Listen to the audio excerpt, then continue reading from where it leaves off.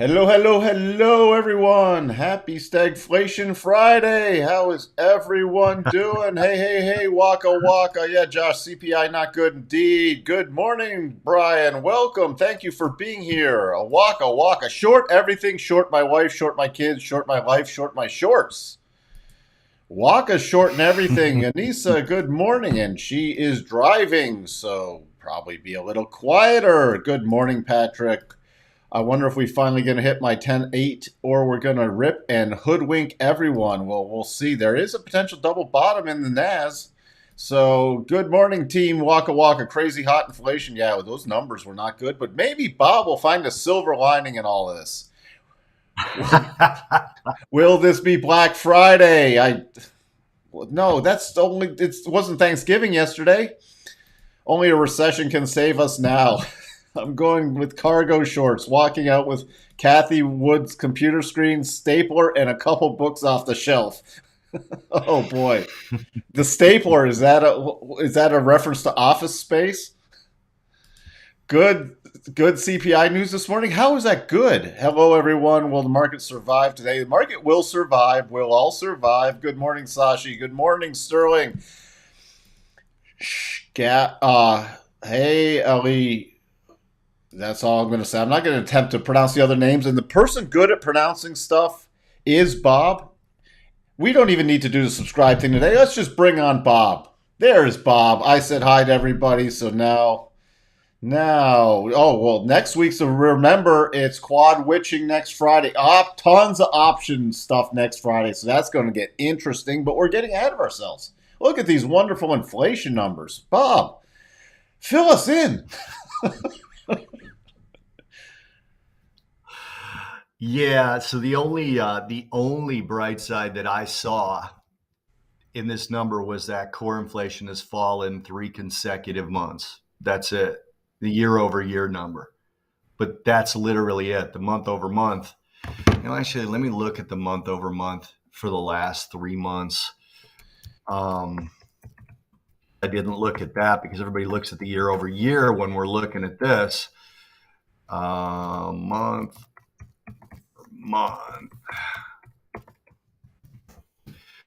Let's see what it looks like on a month over month basis. No, it's up the last 2 months the same amount. Prior month it was, so it's 0.6. Last month it was 0.6. And then the prior month it was 0.3.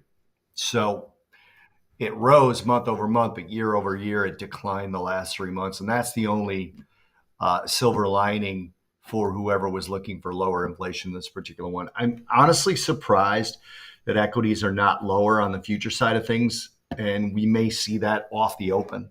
We don't know. Sometimes there are, like, I'll give you a good example. Carl Icahn, right? Famous active investor, doesn't trade futures. And I only know this because some of my friends from the CME sat him down and were like, how come you don't hedge in futures? We'll show you how to use these. He's like, I just never have, and I don't have any interest in it. So it'd be the kind of thing if somebody like a Carl Icahn were considering selling off of this news, he would wait for the cash open. So just goes to show you there are some big guys that are not moving the futures around.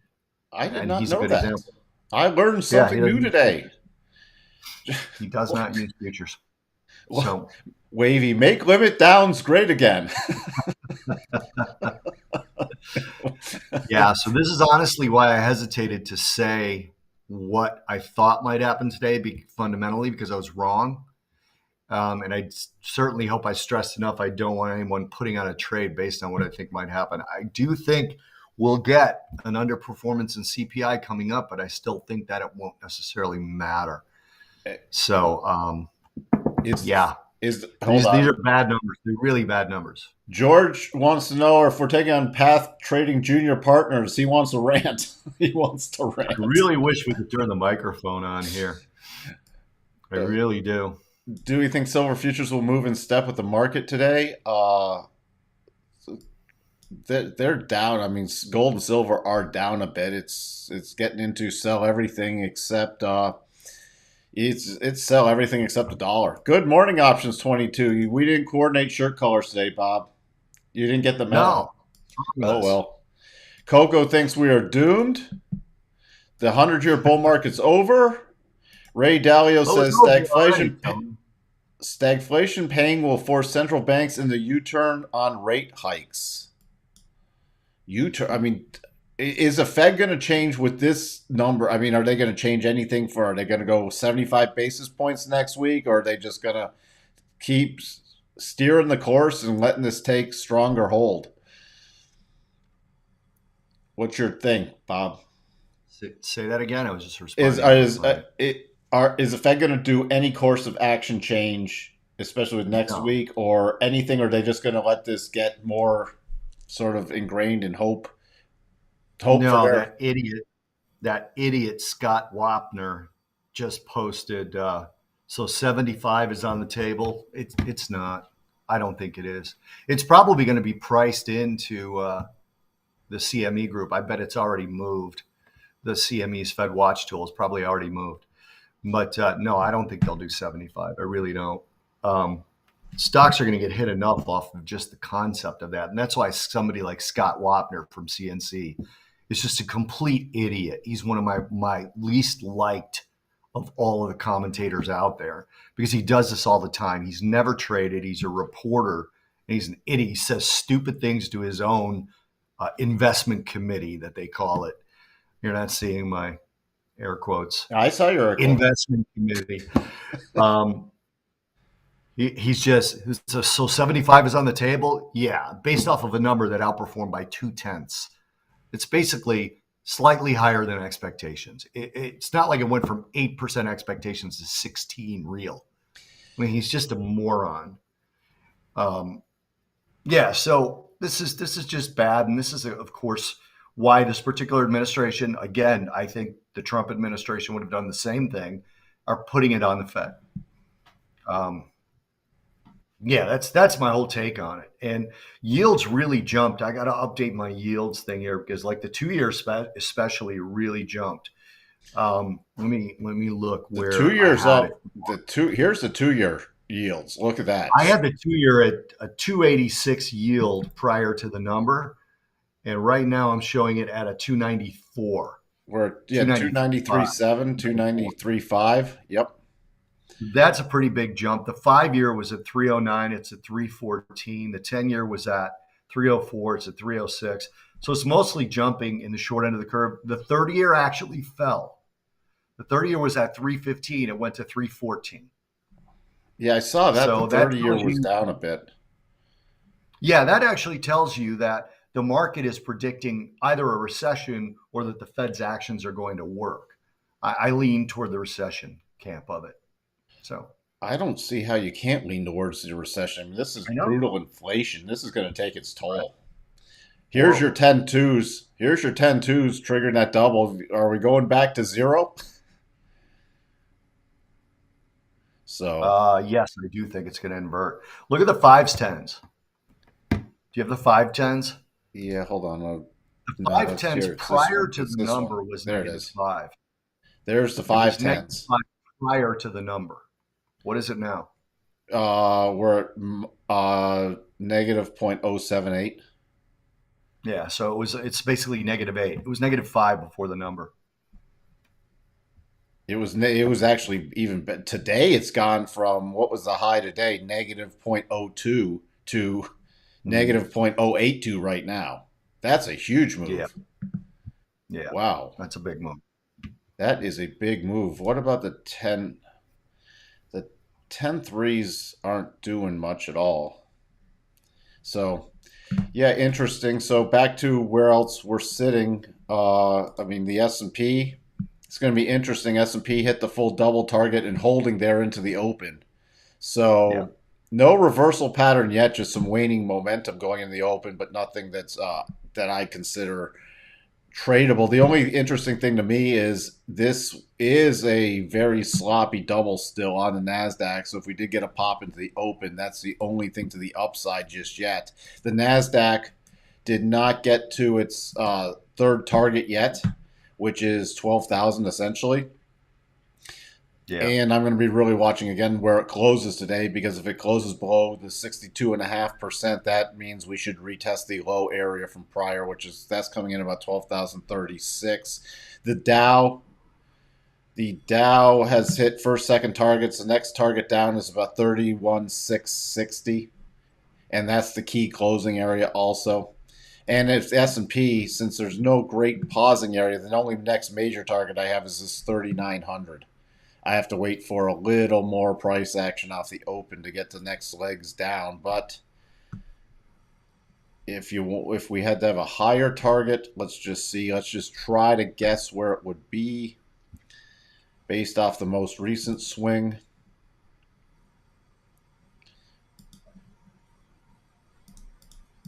Uh,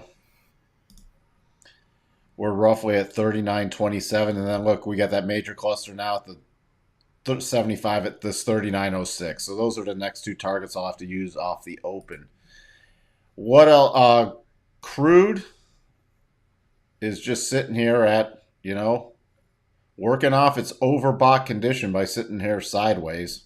Gold not doing much at all, a little sell off and then a bounce back.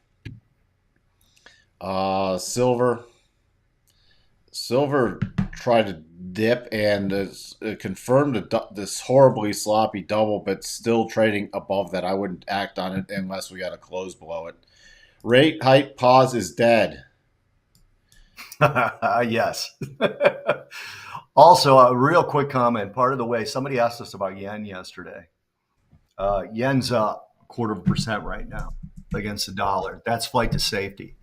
And also, really quick, what you're seeing right now is recession because you're seeing crude oil slightly negative. Crude oil has kind of a mind of its own. And you're seeing copper way down another 1.3%. Copper had a very important rally yesterday It did. after having dropped. Wait a minute, not copper, natural gas. So scratch that. Copper has been very negative, and that's a recession story.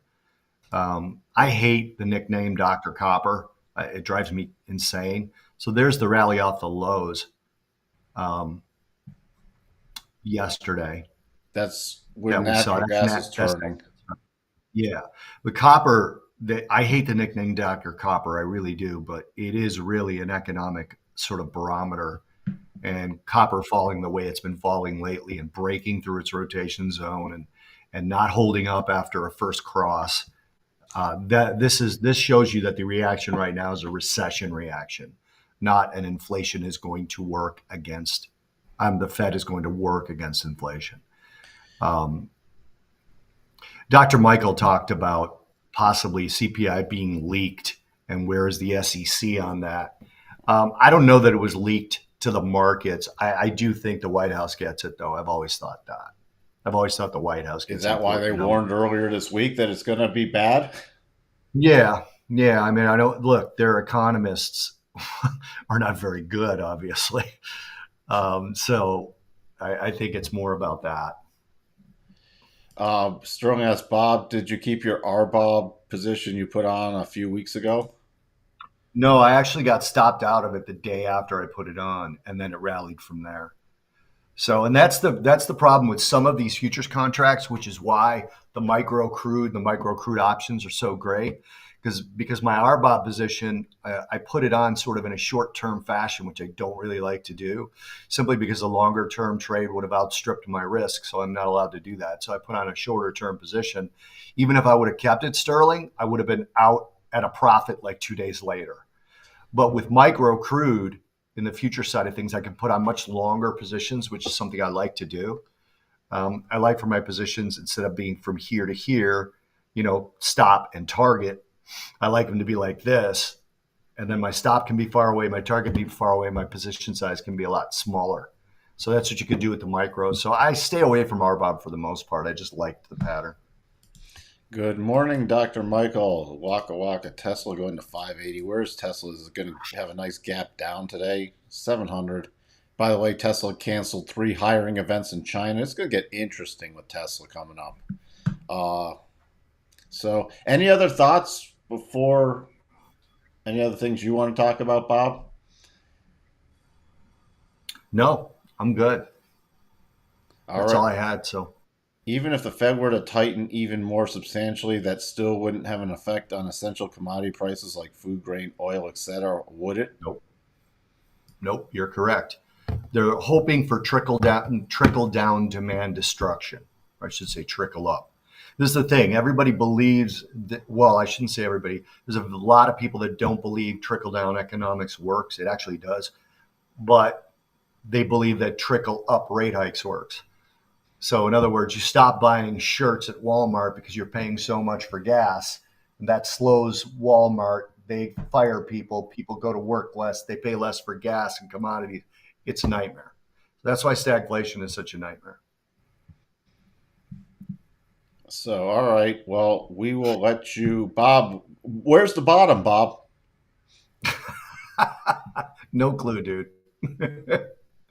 I'll. I predicted down 43% on the NASDAQ last year in December. I had a reason for predicting that I don't remember why right now. But I predicted a down 43% move in 2022. I also predicted that it wouldn't begin until the second quarter, so I was dead wrong on that, just for the record. All right. Again, Well, we're better at targets than we are at time frames. Got to go. all right. Thanks for being here, Bob.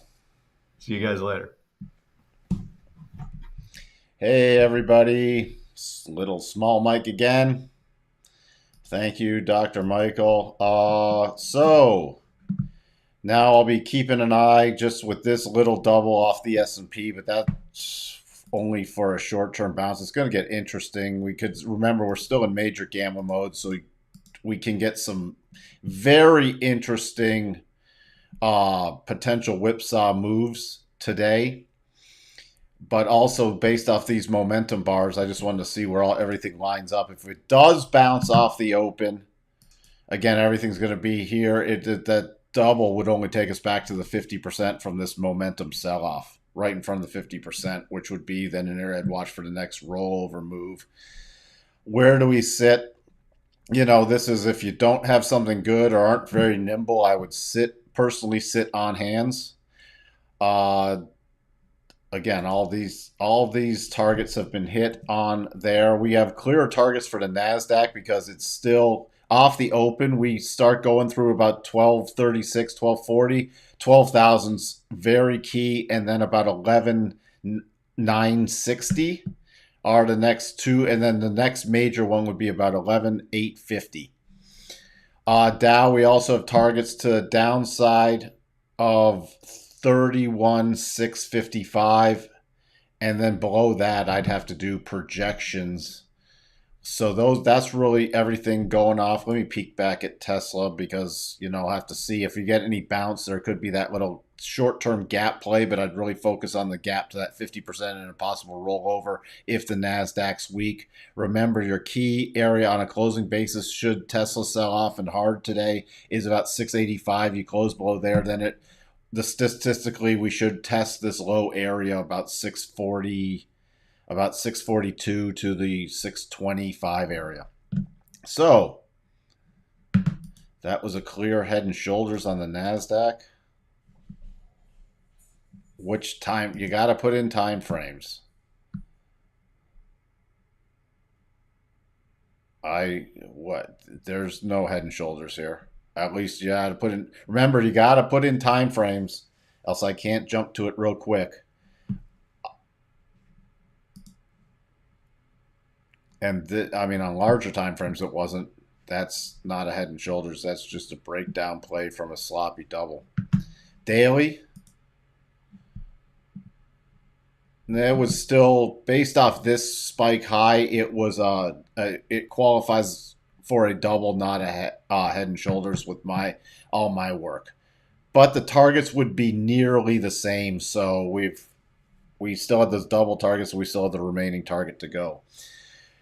All right, gonna be an interesting trading day. So that's where we sit.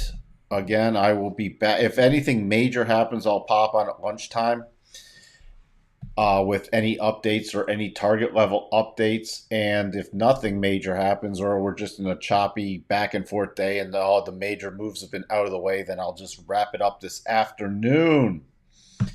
Oh, any numbers for the Qs? Numbers for the Qs. I mean, Qs are now back below, and that was. I'm going to just throw on the aggressive targets to get us the next number, and it's essentially 292.38. We're right there. So we break down below that. My next area for the Qs is 288.78. And on any snapback rally, the net major level would be 297.20 area. Other than that, you have to do your short-term projections. And I need the data open and get some pausing areas in here. So those would be your bigger levels on the Qs. And remember, for a closing basis, 293.10. If we close below 293.10, it invalidates this double bottom. And then we'd be targeting 284.60 to 280 over the next week or so. Coco thinks there'll be a 5% drop today. That would be super interesting. So there's your levels on the Qs and the spiders. The major level on the spiders for the closing basis is about 394. You close below there, then that warrants more downside next week. So that will be interesting. The intermediate targets, if the sell-off continues, 389.75. And on a bounce play, it would be back to about 397.40 to 399. All right. That's where we sit. I will talk to everyone later. You are welcome. Again, everybody, trade safely. Don't force anything. And again, we're negative gamma, but you could still see whipsaw moves both ways. So it could be highly volatile. With that, thank you for being here, and I'll talk to everyone later today. Bye for now.